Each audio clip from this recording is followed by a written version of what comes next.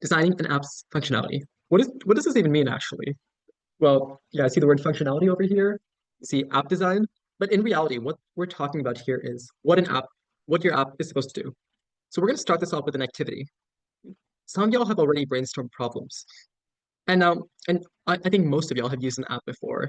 It's YouTube, YouTube, Roblox, any games you played, Angry Birds, if y'all still play, probably not. But any game y'all played, that's an app. Anything y'all use, that's an app. Zoom is also an app. So just think about an app that solves the problem that you chose at the beginning of the class, and just answer these three questions. They don't need to be complete sentences.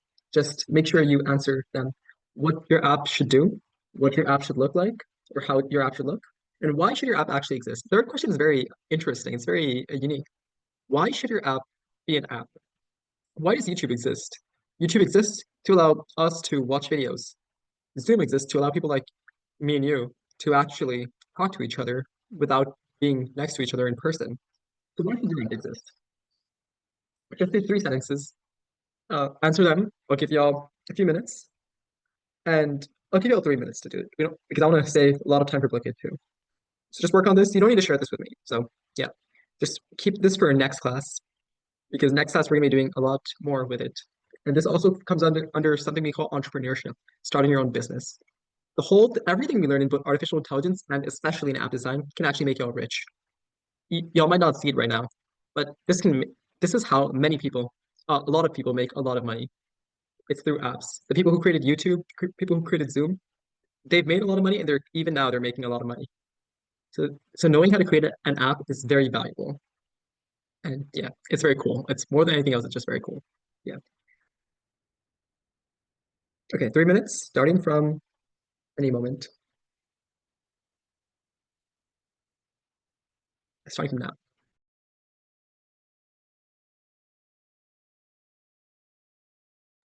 And yeah, here's the same activity. You can just work on this as well. It's the same thing.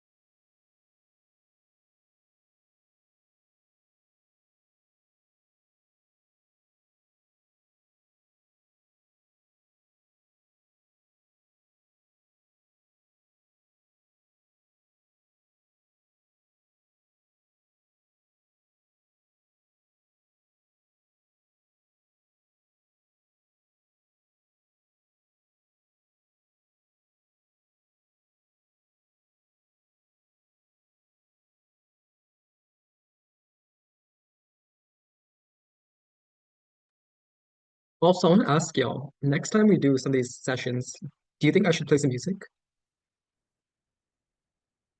Do you think you'd like some music, or you just like just quiet time?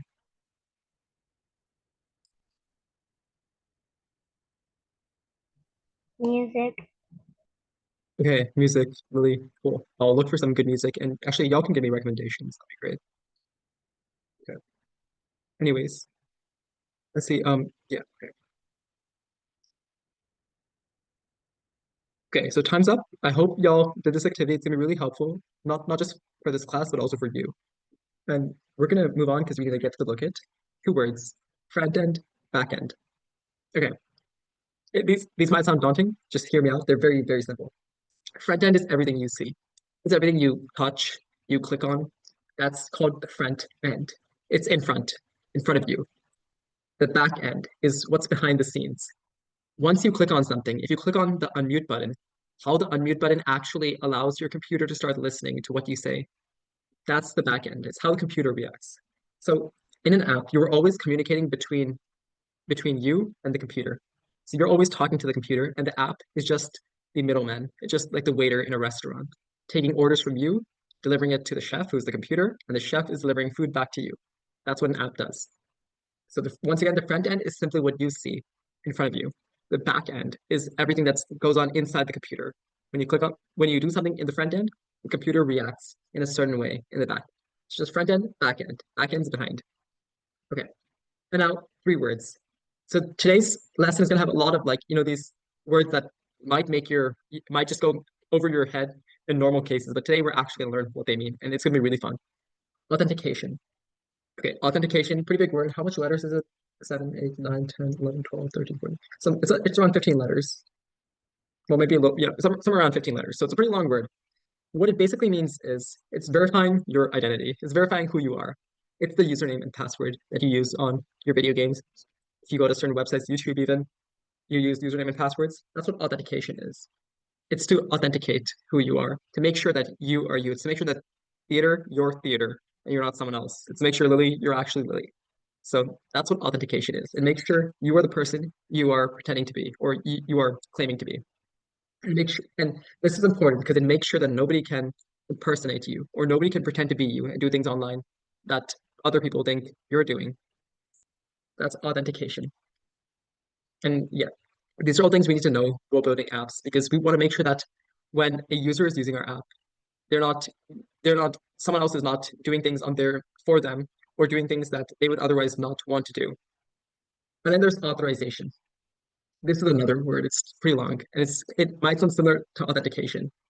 An authorization is basically once you're on the app, it's the rules that you follow. In real life, there are certain rules that we follow. We cannot cross the road unless we have that sign, unless we click on, the crossroad button. We have to, when if you drive, you have to stay right. Uh, Most of y'all, I don't think any of y'all drive, so yeah, you guys might not know this, but you have to stay on the right side of the road. So that's another rule that we have. You cannot, scream or yell in public. So you're not authorized. You are not authorized to do those behaviors, but you are authorized to walk, to walk casually, say hi to people, be nice. So authorization is ensuring that the user does what you want them to do on your app. There are certain things the user cannot do on your app. There are certain things that the user can do on your app. So authorization is ensuring that the user is able to do what you want them to do. So once again, authentication, it's ensuring that the user is the person they're claiming to be, they're pretending to be. And then authorization is ensuring that the user does what they're supposed to do. And then finally, a third word, encryption. This is kind of interesting because we were just playing crypto hack. So encryption is ensuring that the information of the app and the user are intact or it's protected. Breaking this down, when you sign in to your email or any game you play, Roblox, you have to use a username and password. That's data. Remember, data is everything, and data is especially the text that you enter. Now, this username and password of yours helps you sign into your Roblox site or whichever site you're using, whichever website. If someone else has that username and password, they're going to be able to sign in under your name and do things that do things without your approval. So encryption ensures that Roblox or YouTube is able to hold millions of different people's username and password inside their database, inside their website, without anyone else being able to find those username and passwords and log in using those. So it protects the app and user information. And encryption is a very big thing. It's a really cool thing. Just like I mentioned in AI, convolutional neural networks, encryption is another thing I'd highly recommend that y'all, take wear your detective hats and do a little bit of fun, research about because it's really, really cool and it's gonna be really, really useful. Yeah. Encryption is everywhere in technology, and it's only gonna keep getting, more fun. It uses a lot of different numbers, random numbers, and yeah, very cool. Okay, so that's actually the only slide I had. We're gonna do a quick, overview of this. I hope so. Once again, today's app design session is relatively short because I want the session to revolve around the booklet. And we did cover a lot of these, very high level topics. So I want to make sure y'all actually know what these topics are. So we have front end and back end. Front end is everything we see on our website. Back end is everything that the computer sees or reacts to. It's what happens when you click on something. The back end just, reacts to it. If you click on let's say if you click on chat, if you type something in the chat, front end is the words that you see on your screen. The back end is how those words come to my computer. Because remember, a computer at the end of the day is still an object. And then you have authentication. Authentication is how you ensure that you are the person that you're claiming to be when logging into a website. Then you have encryption, which is protecting your data, your passwords, your usernames to ensure that hackers or anyone else cannot take it and log in under your name. And then you have authorization, ensuring that people follow the rules, that people do what you want them to do on your website, and people do things as they're supposed to do. So just three words. Once again, encryption, authorization, and